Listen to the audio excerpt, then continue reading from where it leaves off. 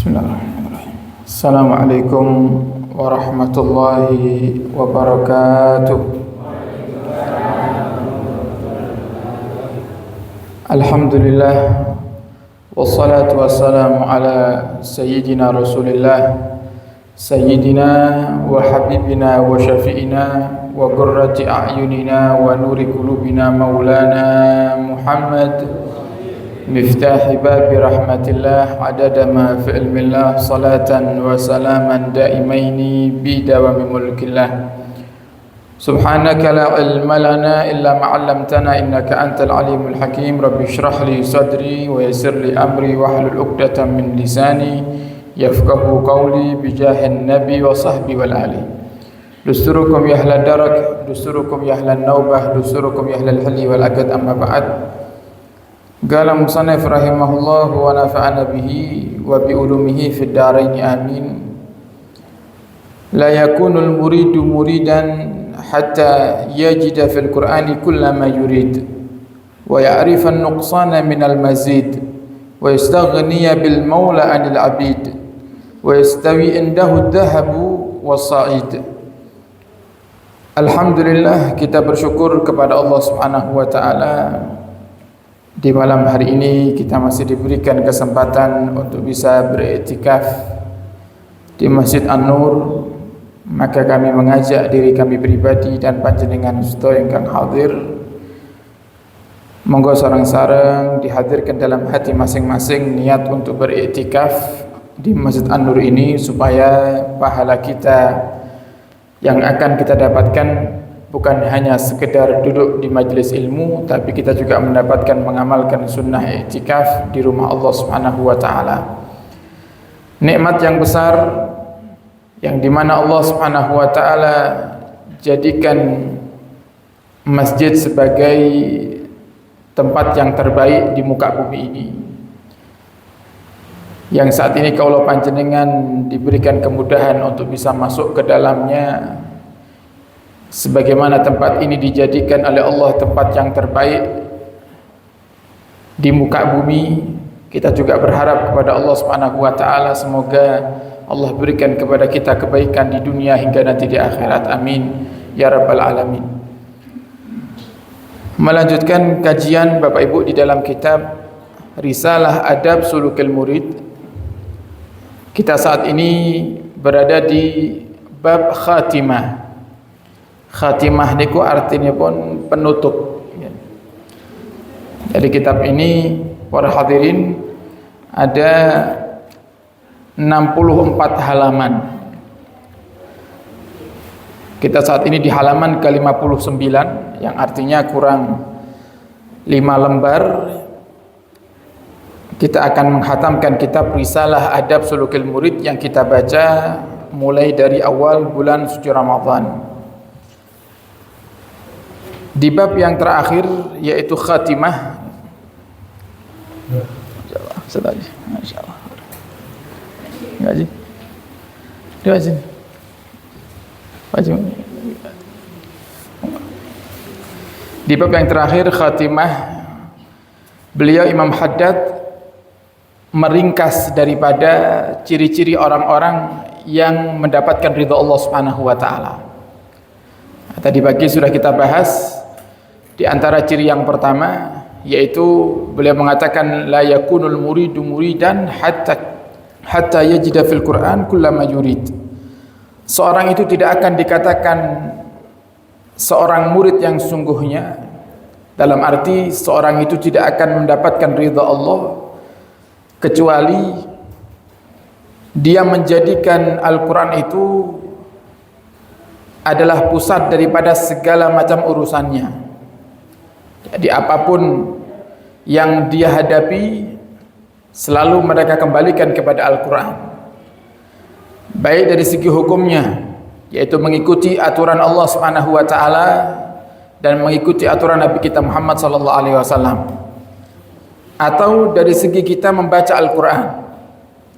Tadi pagi sudah kita jelaskan bahwasanya ngaji Quran itu adalah ibadah yang paling afdal bagi umatnya Nabi kita Muhammad sallallahu alaihi wasallam. Nabi mengatakan dalam hadisnya, afdalu ibadati ummati tilawatul Quran.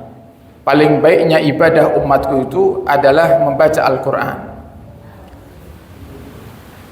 Maka orang yang ingin mendapatkan ridha Allah, dia tidak akan pernah meninggalkan Al-Quran. Dia tidak akan pernah mencampakkan Al-Quran, yang itu menjadi ciri-ciri daripada orang-orang yang munafik, yang mereka malas untuk baca Al-Quran.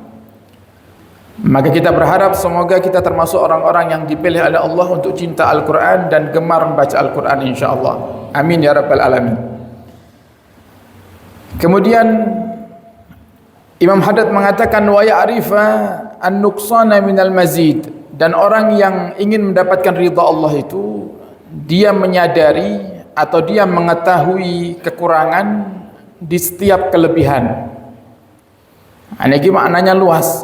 Jadi memang namanya ringkasan, diringkas seringkas mungkin tapi mengandung banyak makna.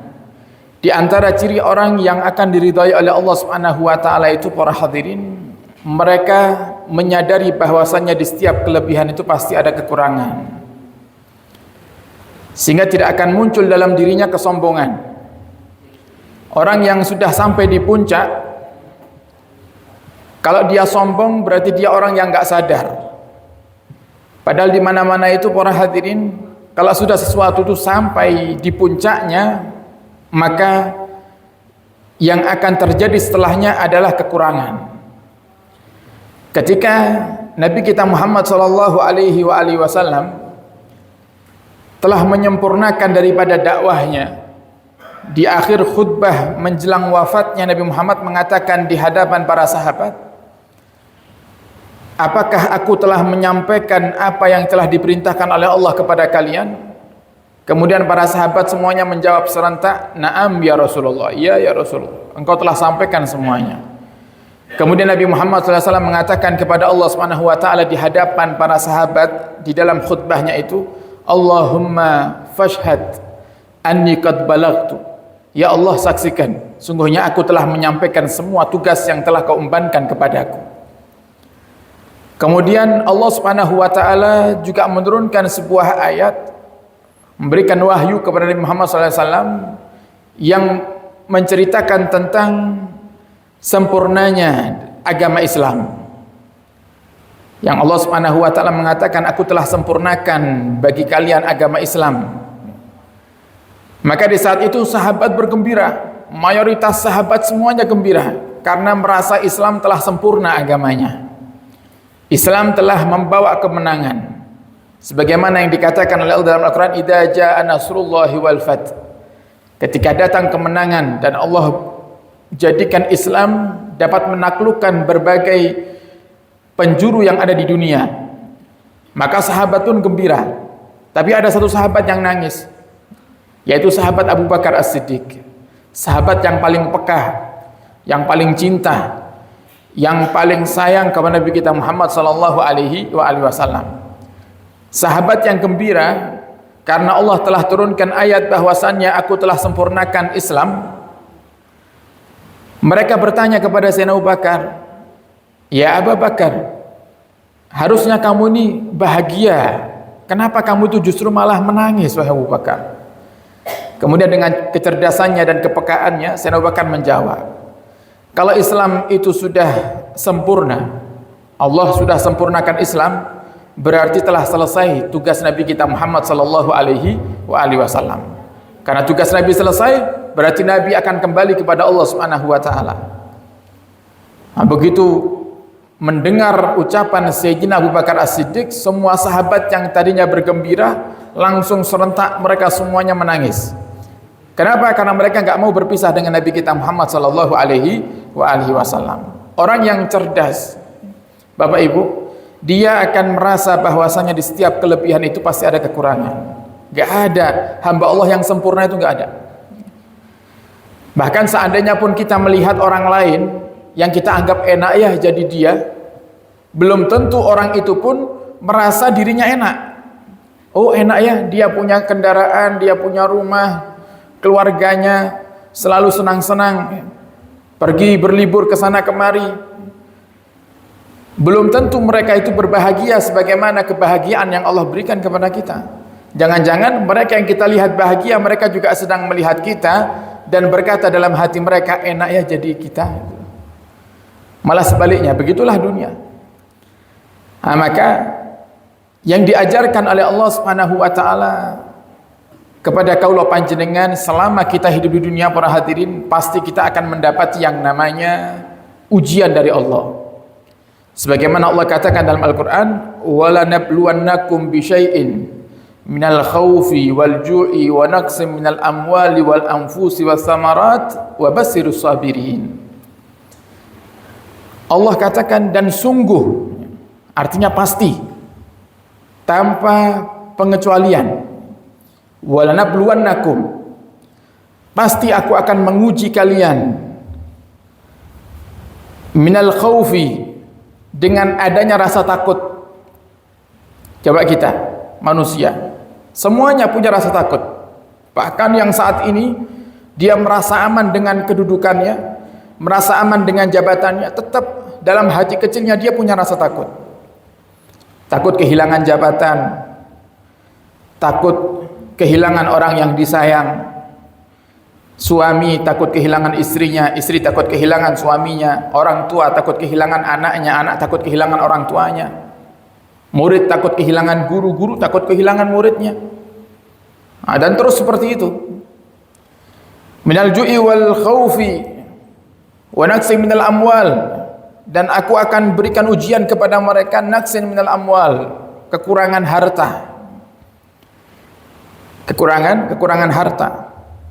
Jadi artinya setiap orang itu gak mungkin terlahir mudah terus urusan dunianya itu gak mungkin. Seandainya pun ada yang seperti itu, dia akan diuji dengan cara yang lainnya oleh Allah Subhanahu wa taala. Itu pasti.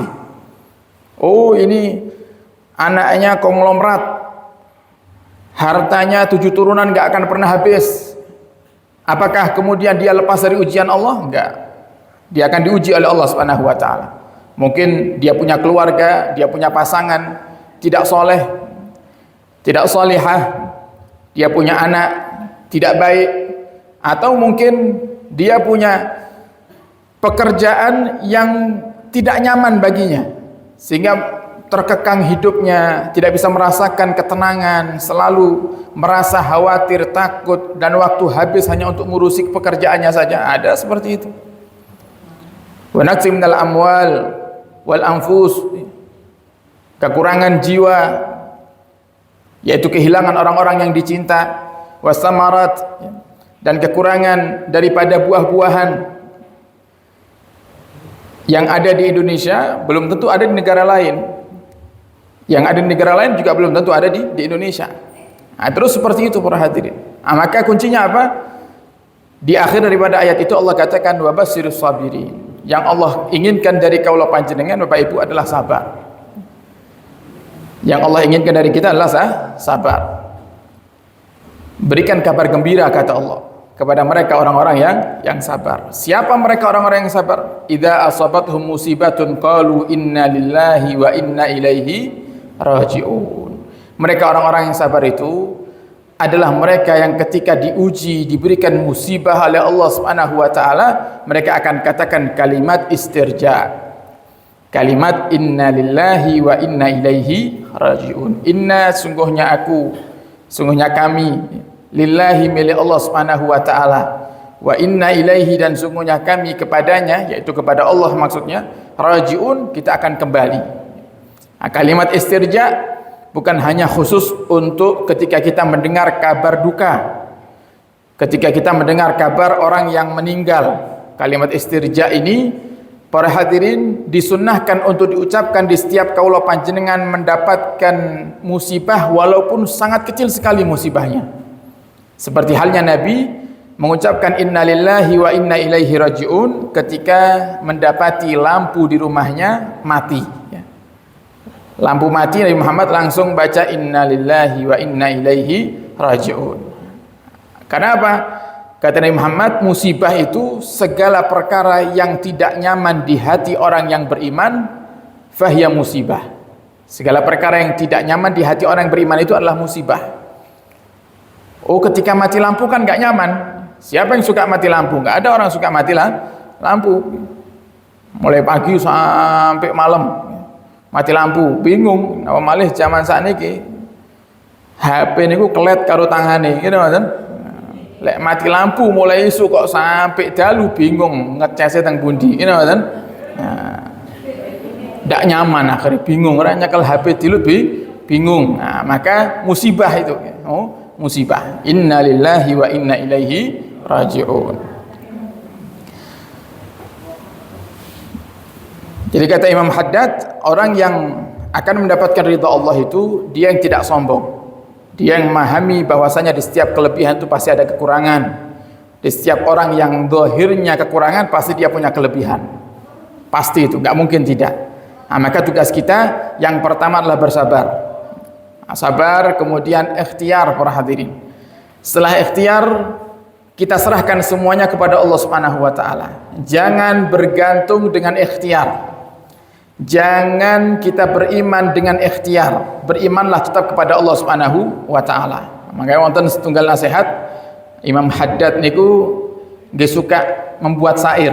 Jadi para ulama zaman dulu itu para hadirin hobinya membuat syair. Imam Syafi'i suka membuat syair. Walaupun beliau orang yang sibuk dengan keilmuannya, sibuk dengan ibadahnya, terkadang beliau menasihati orang itu melewati syair-syair yang indah. Begitu juga Imam Haddad yang kitabnya kita baca, beliau punya sebuah syair yang indah para hadirin. Nah, syair ini cocok kalau kita pahami maknanya, enak didengar, kemudian maknanya bisa menenangkan hati orang-orang yang sumpek.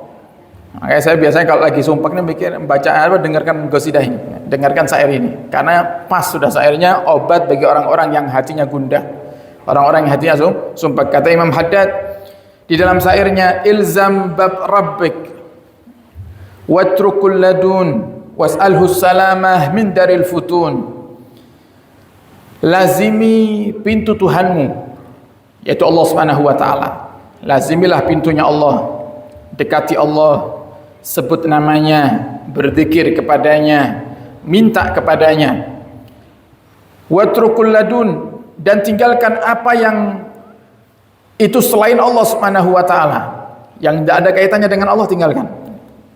Lazimi yang ada kaitannya dengan Allah Subhanahu wa taala. Was'alhu salamah, dan mintalah keselamatan kepada Allah Subhanahu wa taala min daril futun, dari dunia yang penuh dengan fitnah ini. Jadi Imam Haddad di zamannya sudah mengatakan dunia itu dipenuhi dengan fitnah, apalagi di zaman kita lebih banyak fitnahnya. Orang sekarang lebih berpikir dengan logikanya ketimbang harus manut dengan hukum syariat. Ini orang sekarang. Ketika ada sesuatu yang menurut syariat itu tidak nyaman bagi dirinya, tapi menurut syariat itu adalah hal yang benar, dia akan tolak. Dia lebih memilih hal yang nyaman bagi dirinya. Ini yang dimaksud oleh Allah dengan mengikuti hawa nafsu. La yadiku sadruk fal hadis yahun Allahul muqaddir wal alam su'un.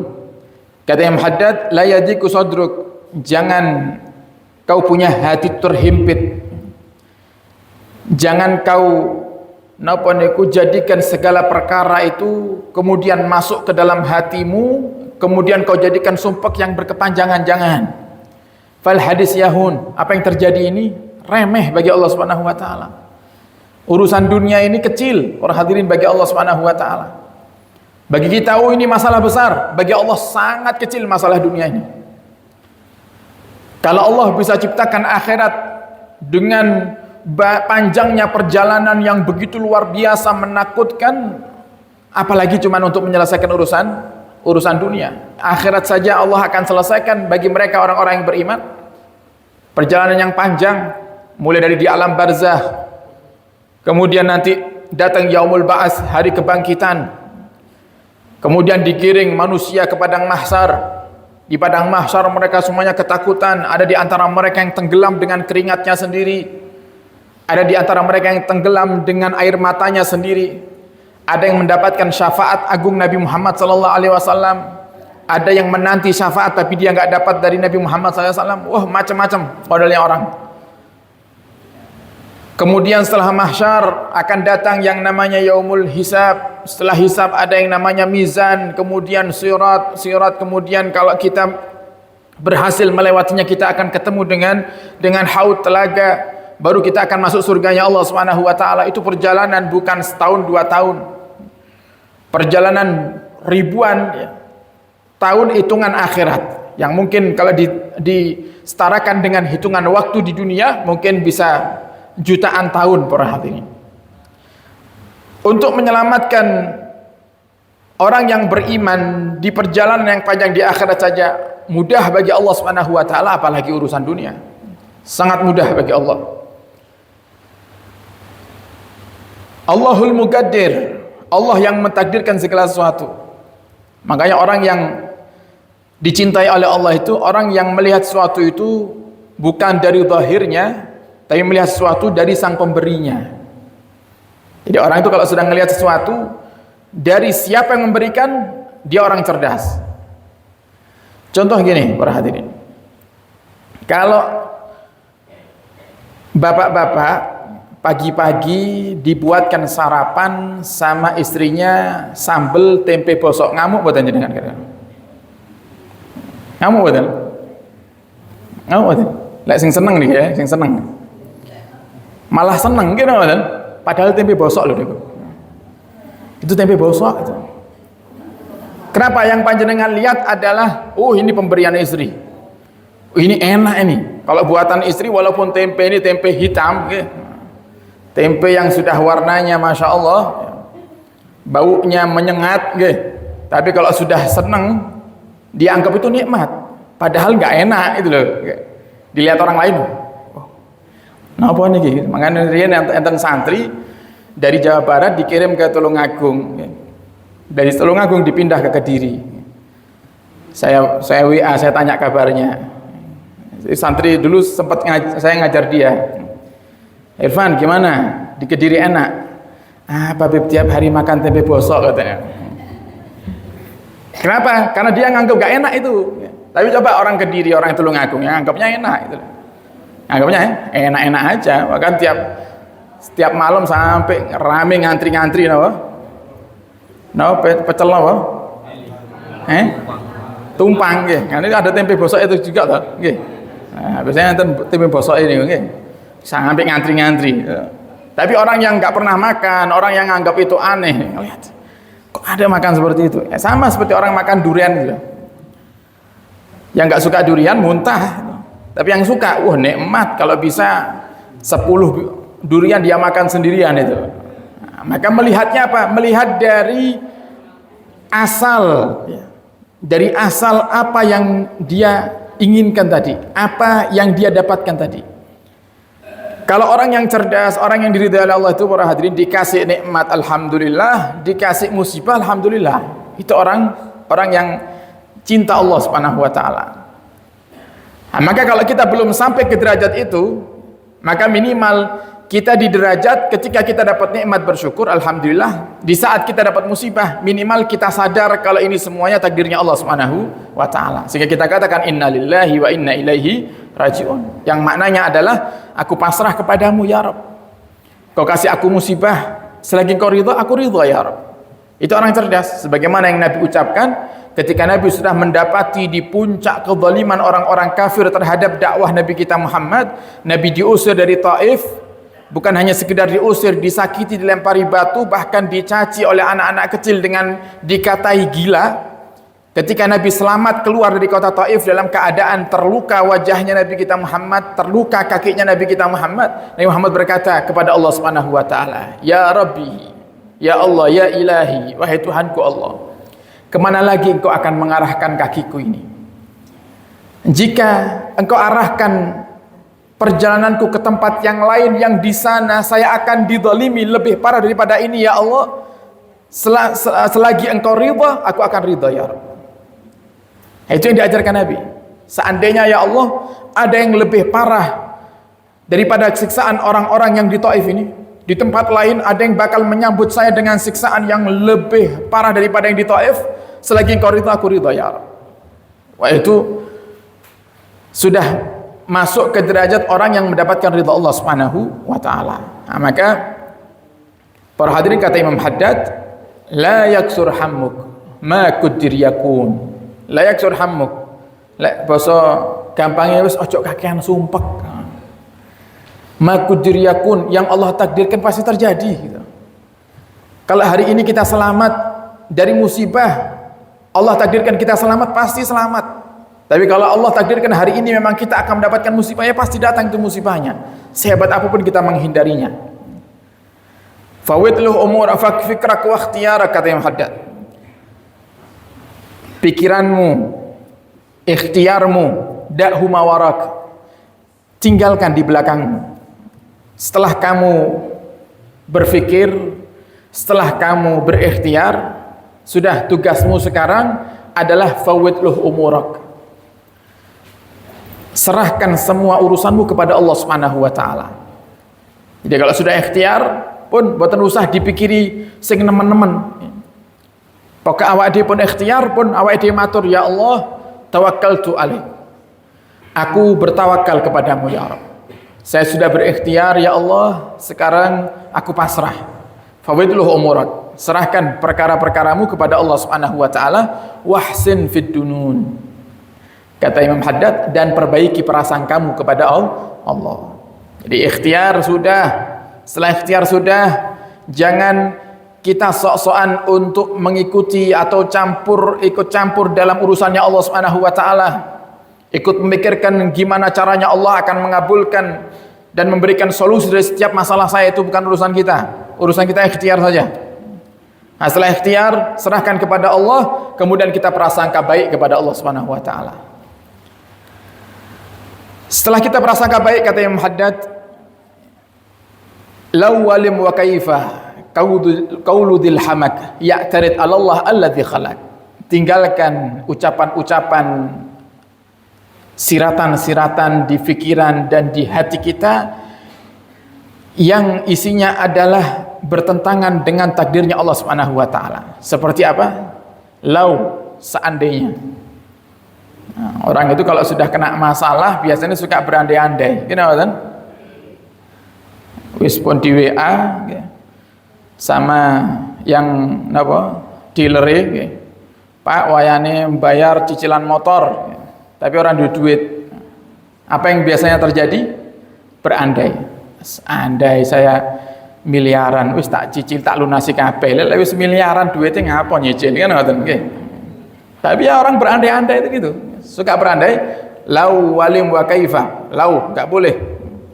Suka berandai-andai, andai saya seperti ini. Itu merusak amal, membuang-buang waktu, kecuali berandai-andai untuk kebaikan. Itu dapat pahala. Nah, maka sekarang buang jauh-jauh itu andai-andai yang enggak ada gunanya. Kalau mau berandai-andai, yang baik-baik saja. Andai saya miliarder, tak bangun kabeh pondok pesantren sak Tulungagung. Nah, itu dapat pahala jenengan. Orang tahu bangun pondok tapi pahala jenengan seperti orang bangun pondok. Tapi lek kok ternyata Allah kabulkan dados miliarder tenanan, maka tugas jenengan adalah menepati janji. Menepati janji. Walaupun itu bukan nazar, tapi Allah itu tahu para hadirinnya. Allah itu maha tahu mana hamba-hambanya yang munafik, yang cuman memelas di saat susah, giliran diberikan solusi oleh Allah lupa Allah Subhanahu wa taala, dan mana hamba yang serius. Lim itu maksudnya limadha atau lima. Lima itu kenapa? Itu ucapan yang biasa muncul di dalam diri orang-orang yang tidak terima dengan takdir Allah Subhanahu wa taala. Kenapa harus saya ya Allah? Biasanya gitu. Kena musibah, kecelakaan misalnya, musim hujan, kepreset, akhirnya keseleo, seminggu nggak bisa kerja, sambat, nyapa kok kula ya Rabb, kula kan yo sholat, sedekah yo sering, Ramadan poso, lihat tanggi kula niki ya Allah, ora tau sholat, ora tau poso, pelit sisan, tapi ora tau kecelakaan. Kok enggak pernah kena musibah, kok uripe enak-enak mawon. Itu kenapa? Itu adalah ucapan orang yang tidak terima dengan takdir Allah Subhanahu wa taala. Man radhiya falahu ridha wa man sakhita falahu sukhut. Siapa orang yang ridha dengan takdirnya Allah, maka Allah ridha kepadanya, dan siapa orang yang murka dengan takdirnya Allah, enggak terima dengan takdirnya Allah, maka Allah murka kepadanya. Lawalim wa kaifah qaulu dzil hamak, itu adalah ucapan orang-orang yang bodoh. Kaifa, bagaimana ini terjadi? Bagaimana mungkin seperti itu? Enggak bisa. Itu qaulu dzil hamak, ucapannya orang-orang yang bodoh. Ya'tarid 'ala Allah, yang mereka biasa berpaling dari Allah Subhanahu wa taala, alladzi khalaq, yang telah menciptakannya. Jadi orang yang enggak percaya dengan Allah itu biasanya suka berandai-andai, enggak terima dengan takdir, sehingga hidupnya enggak tenang. Orang itu kalau mencoba untuk melawan takdirnya Allah, dia enggak akan pernah hidup bahagia sampai kapanpun, para hadirin. Sampai kapanpun. Karena ya'tarid 'ala Allah alladzi khalaq, karena dia telah berpaling dari zat yang telah menciptakannya. Sedangkan kita ini masih di perut ibu kita. Allah sudah mencatat semua apapun yang akan terjadi kepada kita di dunia ini. Bagaimana bisa kemudian kita nggak terima itu? Nah, sehingga para hadirin, memikirkan sebuah musibah sewajarnya itu adalah satu hal yang menjadi manusiawi. Tapi yang nggak boleh itu sumpek yang berkepanjangan. Karena itu menunjukkan tidak terimanya kita dengan takdirnya Allah Subhanahu wa taala. Maka hidup itu mudah. Ikuti sesuai dengan apa yang ditakdirkan oleh Allah Subhanahu wa taala, maka kita akan hidup selayaknya air yang mengalir di sungai. Kemanapun dia mengalir, setiap dia hadapi hambatan, ada batu yang menghadangnya, maka dia akan berbelok dengan sendirinya. Maka begitulah manusia, hidup ngalir aja. Hari ini senang, alhamdulillah. Besok kasih musibah, ya sudah siap. Hari ini senang, siapkan hati, jangan-jangan besok kita akan dapat musibah. Sehingga kita nggak kaget, karena Allah sudah katakan tadi dalam Al-Quran, walanabluwannakum bisyai'in, aku pasti, kata Allah, akan menguji mereka atau menguji kalian, hamba-hambaku, kata Allah, pasti. Sehingga kalau kita hari ini di saat ini kita dapat nikmat, ya berarti kita harus siap.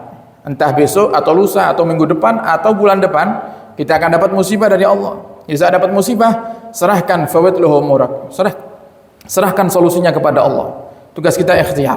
Urusan kapan Allah selesaikan itu urusannya Allah Subhanahu wa taala. Gimana caranya itu urusannya Allah Subhanahu wa taala. Maka monggo sarang-sarang para hadirin, kita berbenah. Kita yakini dalam hati kita bahwasanya kita benar-benar beriman dengan qadha dan qadar, dengan ketentuan dan takdirnya Allah Subhanahu wa taala, sehingga Allah ridha kepada kita semuanya. Kita berharap kepada Allah, semoga Allah jadikan kita hamba-hambanya yang Allah ridhai, sehingga Allah jadikan kita hidup di dunia bahagia, di akhirat nanti bahagia bersama Nabi kita Muhammad sallallahu alaihi wasallam. Amin ya rabbal alamin. Wallahu a'lam bissawab.